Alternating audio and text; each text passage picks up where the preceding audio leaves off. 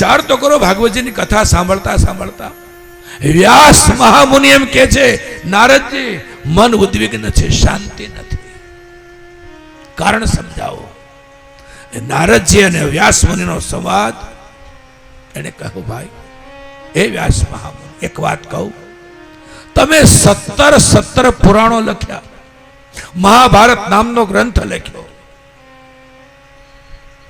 પણ જે ગ્રંથ સાંભળતા જ સાંભળનારને ભગવાનમાં પ્રેમ જાગે આવી કોઈ કથા ના લખી. નકરી જ્ઞાન કથા, અધ્યાત્મ કથા, અને છેલ્લે મહાભારતમાં મારા મારીને કાપા કાપી. તમે હે વ્યાસમુનિ એવો કોઈ ગ્રંથ લખો, એ સાંભળતા જ હૃદયમાં ભગવાન પ્રત્યે અહોભાવ જાગે, હૃદય ગદગદિત થઈ જાય. કથા સાંભળતા સાંભળતા હર્ષના આંસુ સરી પડે એવી કોઈ કથા લખો. નારદજીએ વ્યાસમુનિને કહ્યું, અને ત્યાર પછી નારદજી વિદાય થયા અને આ બાજુ શમ્યાપ્રાસ નામના આશ્રમના હવે ગ્રંથ લખવાની શરૂઆત થઈ. એ ગ્રંથ એટલે શ્રીમદ ભાગવતજી. 4 અક્ષરનો શબ્દ છે, ભાગવત. અનેક ભાષ્યકારોએ, અનેક વિદ્વાનોએ એ ભાગવત શબ્દના અર્થ કર્યા છે. પુષ્ટિ સંપ્રદાયના આચાર્ય વલ્ભાચાર્ય પ્રભુએ સુબોધીજીમાં ભાગવત શબ્દનો અર્થ કર્યો છે.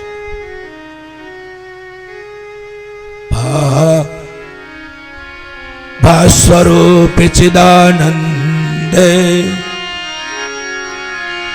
ગતર્યસ્યાસ્તિ લૌકિકી વરેણ્યમ સર્વશાસ્ત્રાણાં તરણીમ ભવભવાર્ણવા. ભા સ્વરૂપે ચિદાનંદે, આ વ્યાખ્યા કરે છે વલ્ભાચાર્ય પ્રભુએ. ભાગવતના 4 અક્ષર, ભા સ્વરૂપે ચિદાનંદ એટલે સત ચેતન આનંદ રૂપી પરમાત્માનું વાંગમય સ્વરૂપ એટલે ભાગવતજી. ગતર્યસ્યાસ્તિ લૌકિકી. બીજો અક્ષર છે ગ. 3 લોકમાં અલૌકિક જેની ગતિ છે, સ્વર્ગલોક, મૃત્યુલોક ને પાતાળ લોકમાં, એવા ભાગવતજી. ત્રીજો અક્ષર છે વ. વરેણ્યમ સર્વશાસ્ત્રાણાં. વરેણ્ય એટલે સાર, સર્વશાસ્ત્રાણાં તમામ શાસ્ત્રોનો સાર જેમાં સમાયેલો છે એવો ગ્રંથ એટલે ભાગવતજી. છેલ્લો અક્ષર ત. તરણીમ ભવભવાર્ણવાત. આ સંસાર સાગરને તરવાનું એકમાત્ર સાધન એટલે ભાગવતજી છે. આવો અઘરો અર્થ ન સમજાય, આવો સાવ સહેલો અર્થ કરીએ. ભાગવત 4 અક્ષરના 4 અર્થો બતાવ્યા. ભ એટલે ભક્તિ, ગ એટલે જ્ઞાન, વ એટલે વૈરાગ્ય અને ત એટલે તત્વ. જેમાં ભક્તિ, જ્ઞાન અને વૈરાગ્યના તત્વની વાત સમાયેલી છે એવો ગ્રંથ એટલે ભાગવત. ભગવાન કૃષ્ણની લીલાનું વર્ણન એટલે ભાગવતજી.